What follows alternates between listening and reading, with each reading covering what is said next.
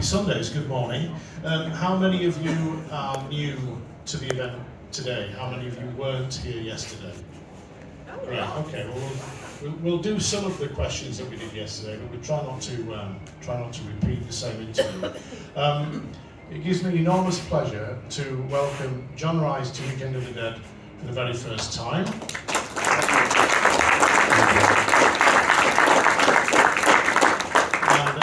Our very good friend and a fine supporter of the event, Miss Gaylen Ross.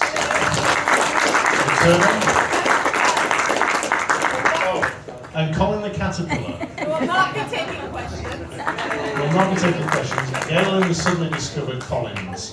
So we're going to do a care package of Collins to New York, to the Ross household.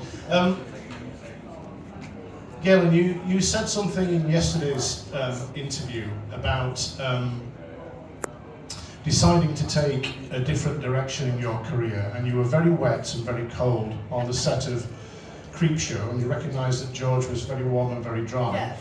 And you thought that maybe directing might be a better gig than being an actor. Well, that just answered it. Would you like to expand? No, we were in Creepshow, we were on the beach, and we had this, I was in a wetsuit. I mean, people asked, was I really buried? I wasn't really buried, but there was a hole in the sand that they dug that was fortified. There was a stool there, I was in a wetsuit. They had a cardboard board around my head and then sand covering it, which meant that I could stand up at any point, so it was completely safe. However, off the sand was a huge wave machine that the special effects people had created, so that it essentially propelled the waves right into my face, and it was quite big.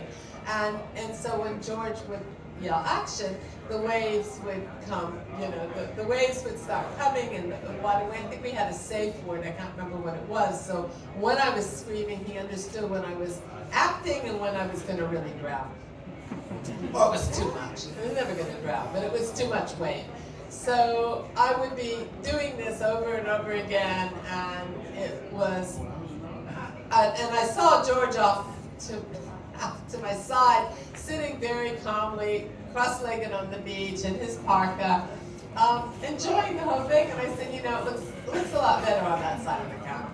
So that's how, it really wasn't the reason I stopped acting, that I was already directing theater at that time.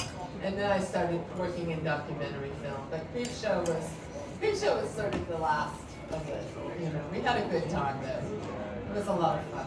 Gaylen and I met about 12 years ago. She had produced and written and directed a terrific documentary called Killing Kasner. And I can't remember whether you submitted it to the festival or whether I asked you. I think you requested it. Did I I didn't request know it? about the festival, right? And suddenly my God, it's the same Gaylen Ross from Dawn of the Dead. How about that? And there is let's just mention the new film. You've completed a new documentary called Title Shot, which is doing the festival circuit, going down very well. Do you want to say something very quickly about that? Well, I would just say that the Bradford Film Festival probably, as Tony was directing, it was one of the very, very best festivals in England. It was an amazing festival, and he was a great director. I think that was the year Terry Gilliam was being honored. Terry Gilliam, Claire Bloom, yeah. Yeah, Claire Bloom was there. It was really quite wonderful. Title Shot was a film that I had done in the 90s, and it's about a boxer who goes through the different fights to get his title, but he didn't get it. So when he didn't get it, people decided not to fund the film anymore. So we put it in a vault. It was all shot on film, not on video. It was put into the vault, and we let it sit there like sort of fine wine, I guess. And then decided maybe we should bring it out. So it was raised money, and we digitized it, and now it's almost finished. It's almost finished, but it is on the festival circuit. So tomorrow, Tuesday, tomorrow? No, Monday. Tuesday. I go to Milan for a sports film festival, and then there's another one was in Las Vegas, and where there are a lot of boxers. Anyway, so we're going to show a trailer at the end. Right at the end, there'll be a 3-minute trailer so you can see. It just gives you an indication of how the evolution of people's professional lives has come on. There's always a lot of talk from the actors and the crew members who worked with George Romero about how much they learned from him and how important they were in his lives, and I think you can see that with Gaylen's career all these years later. John, hello. Hi. We talked yesterday about your scene in the movie, and I wanted to ask again, kind of about backstory, because Gaylen starts the movie in the TV studio, and we have this wonderful sequence where Dr. Foster is telling everybody the situation's out of control. You've not listened to the situation for 3 weeks, which gives you an idea that this has been building for all that time. You guys go into the projects, and I did ask this question yesterday, but the enormity of the situation is played out on your character's face, and I wondered whether you could tell us a little bit about filming that sequence and what you had to deliver, pretty much with no lines. Yes, so I was working on the crew, and a number of the positions that were open for actors, which we would call bit parts, that was one of them. I had read the script, of course. I had no idea of that, how big this scene might play. I think that it's when I first appeared. That's also when Scott first appears in the film, because we take off our gas masks in the hallway, and that's the reveal for both of us. And then I find my way into this room. In the script, it's pretty much it's shot as scripted, maybe a change of a line, and that's about it. George worked very, very quickly, and I'm not an actor. Gaylen's an actor. I'm not an actor, but it was just an incredible stroke of luck getting into the film and then actually being in that scene that I was able to do. I wanted to ask about we were talking again about this yesterday, Gaylen, and I also mentioned it to Lenny and Kathleen and Jim earlier, the importance of location. And the mall is a huge character in the film in its own right, but the projects were as well, and it was a real location. It was a real building, wasn't it? It's a real place.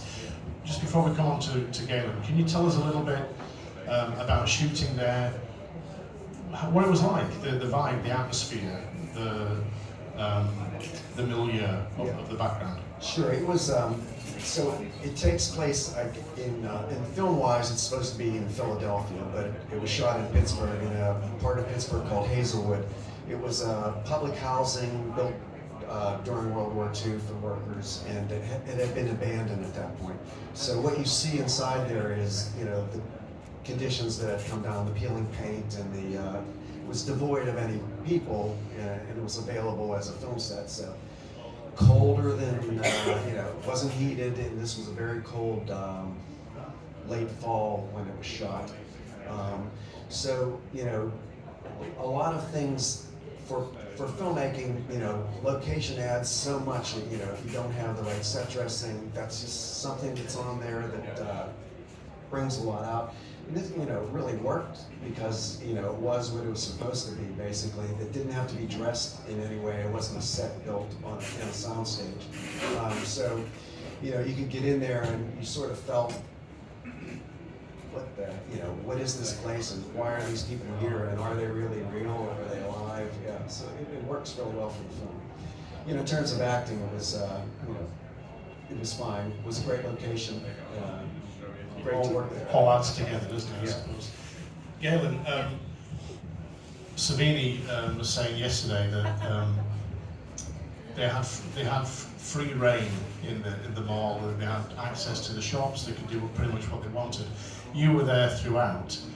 What are your memories of filming in the Monroeville Mall and filming at night? Because pretty much you were there. You didn't see daylight, did you? No, I was there for part of it. I mean, everybody was there depending on their role. So a lot of it I didn't see, but I mostly I think I was there almost every night, and it was pretty exceptional. Walking in and out of shops, no guards, no security. It was the entree, but it was, you know, the way George worked was that, and that was true for the zombies too, is that if anybody had an idea, you know, and they would say, you know, I can do this, or, you know, somebody could swing from a rope, or Tony Booba would have his blood pressure machine, or there was the pie fight, that was an immediate idea. And then the bikers, of course, were completely out of control. As I said yesterday, you know, they didn't understand action and cut. They just were like racing around the mall, and then I think Richard, the producer, had to repave the entire mall floor because they did so much damage. And then there was a blow up of one of the effects guys was supposed to blow a door down, but he blew the whole thing. Yeah, it was pretty wild in there. And the zombies all had their own characters. And so they would come up with ideas like falling into the pool, or, you know, it was really pretty funny that zombies had their own script in their mind.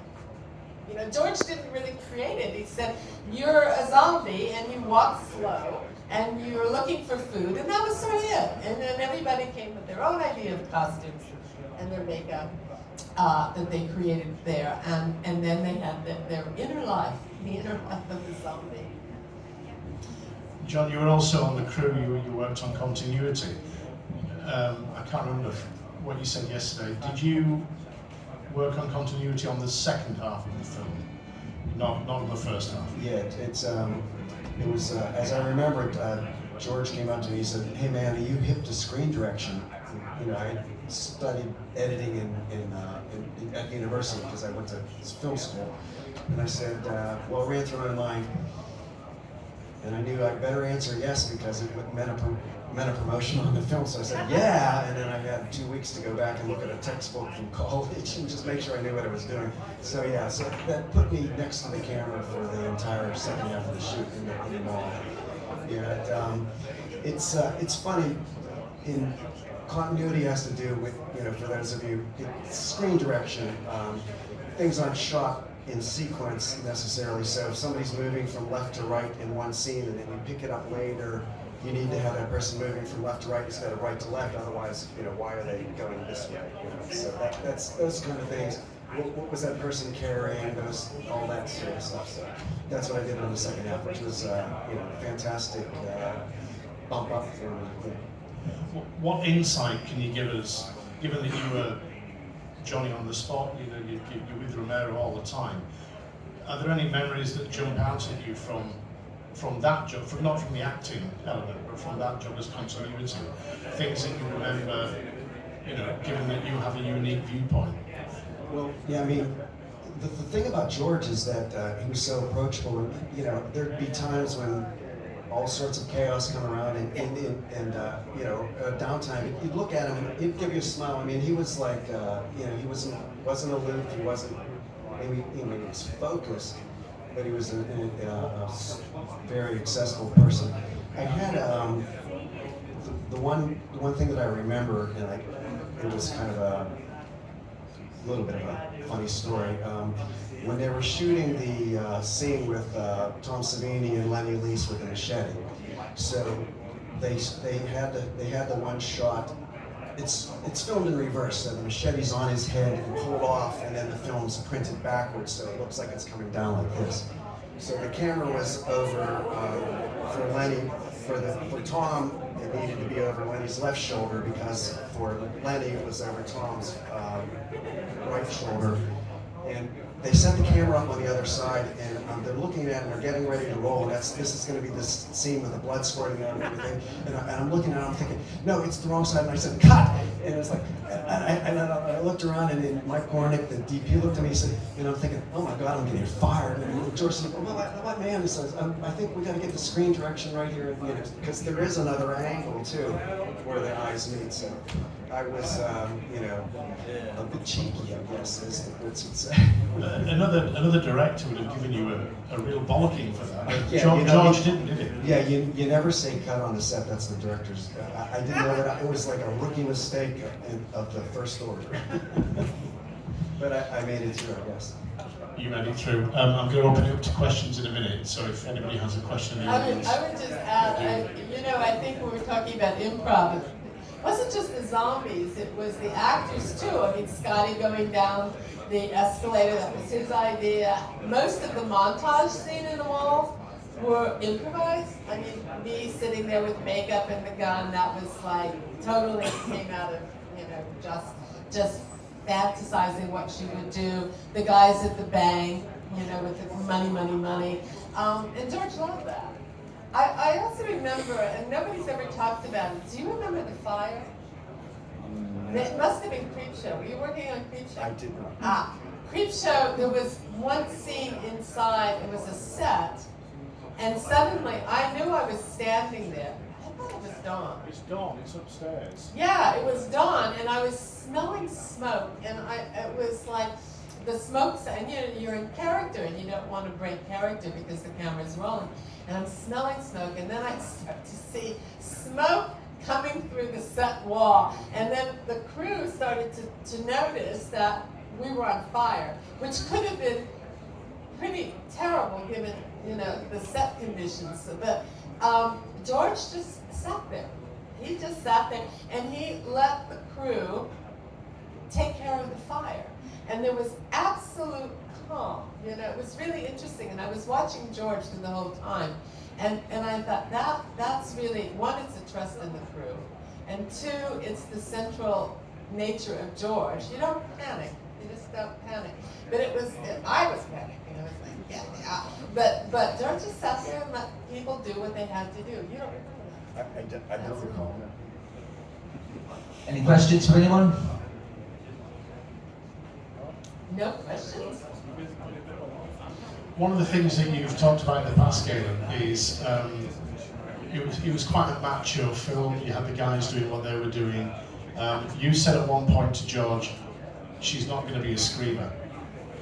And I wondered why you dug your heels in over that, why that was so important to you to not have Francine be a screaming woman.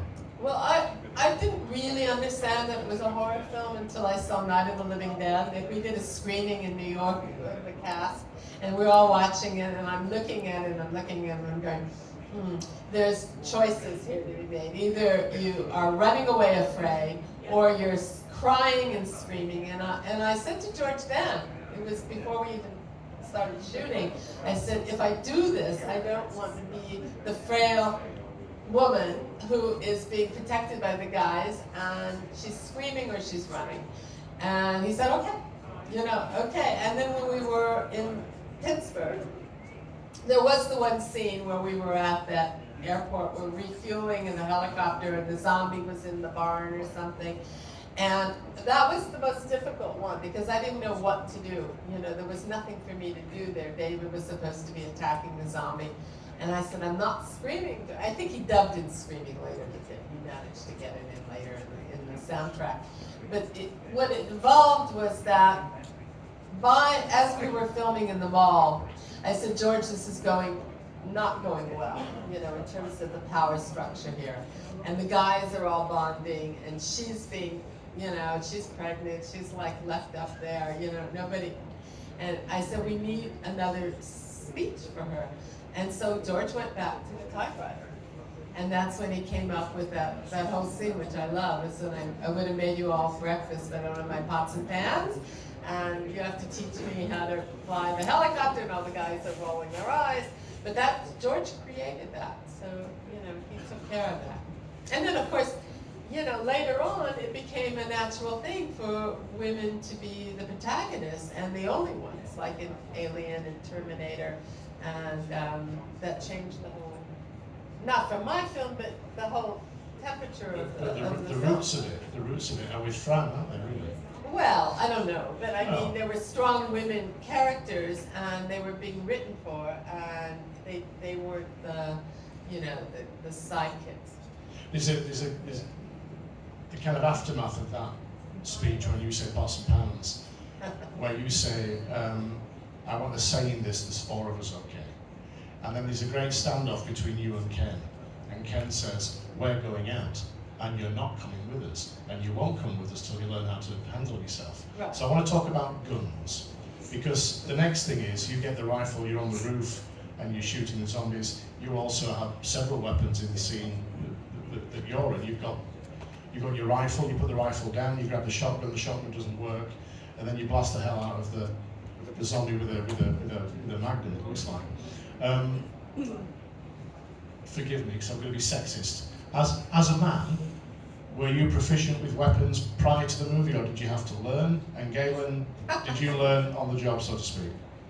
Well, I learned, that was my first day shooting, actually on the roof. And Mike Gornick was filming, and Georgia cut, and Spock turned around and he goes, "Tell her not to shoot at the camera, the blank part." Which, you know, in this day and age, that was a huge mistake, you know, that the arms people did not take care of that, you know.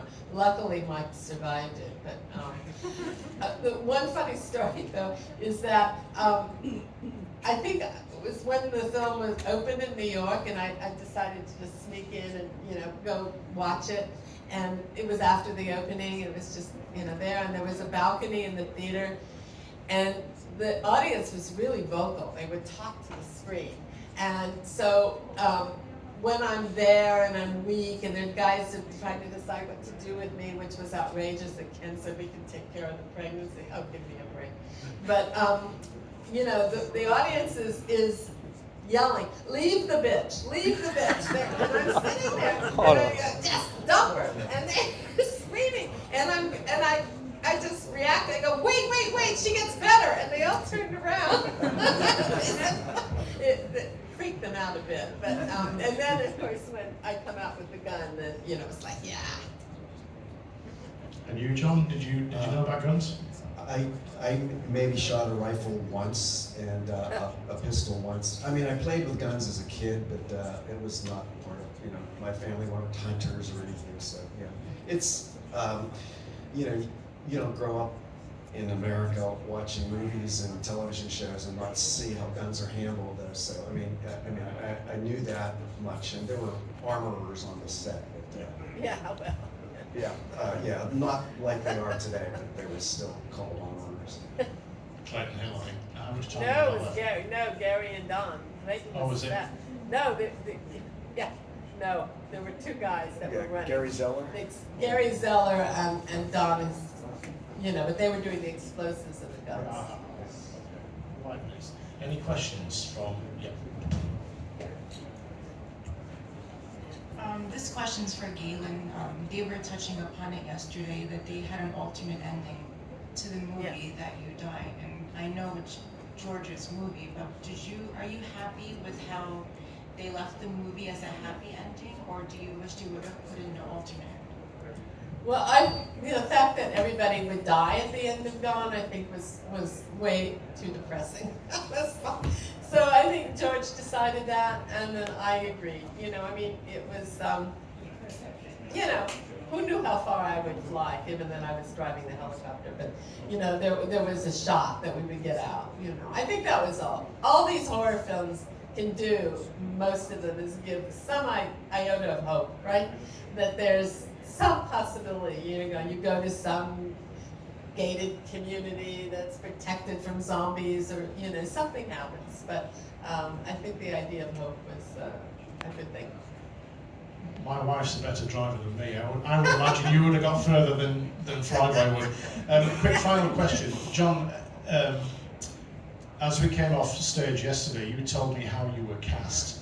And I wondered whether you'd tell us, this is Nick Mastandrea. Okay, how I got the job. How you got the job. Would you tell our friends that? So I graduated from Penn State University with a film degree that the previous June, and I'm walking around Pittsburgh with my typed resume and looking at the yellow pages for production companies, and somebody said, "You should go to this place, the Leighton Image." I go into the first floor, go up the elevator, by and opened the door.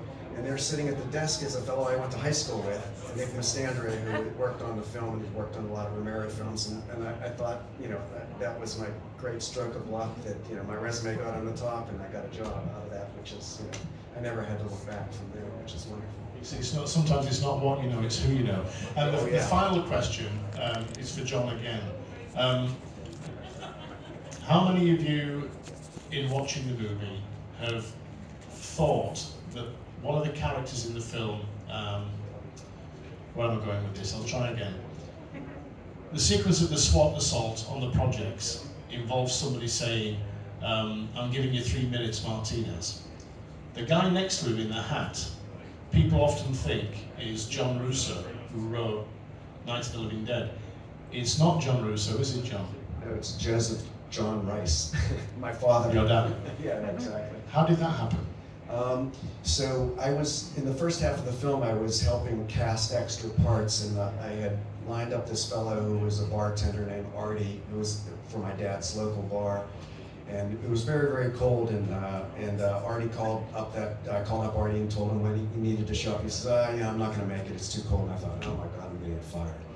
This, one of the many times I thought, this might not go well for me. So I called my father, and he said, okay, yeah, he'll come. So my dad showed up, and he did the part. And in subsequent years, when the film was out, it was available on tape at the golf outings. All of my cousins would watch it, and then my dad would expound about how he told George Romero how he was going to write this scene, and this is going to be, he made himself a bigger legend than he was, of course. But, So he's the guy that says, looks like they're really going to try and fight us. Yeah. John's dad. Yeah, my dad. Fantastic. And that just shows, doesn't it, how much of a family atmosphere it was on the movies. Because people went on from these films, Gaylen's now directing documentaries, maybe the roots of all of that for all of you. Yeah, it's true. Tony Buba was doing sound with Pat. Pat became a famous film editor. Tony is renowned the world over as a documentary filmmaker. John is now filming with Tony. I had material on, my films have been on BBC and Channel 4. And I mean, everybody has sort of, and we'll miss the people who aren't with us. I mean, David, unfortunately, and Scott couldn't travel. And of course, we all miss George. And we're all here because of him, aren't we? Absolutely. And the love of the movies. Our guests, John Rice, Gaylen Ross.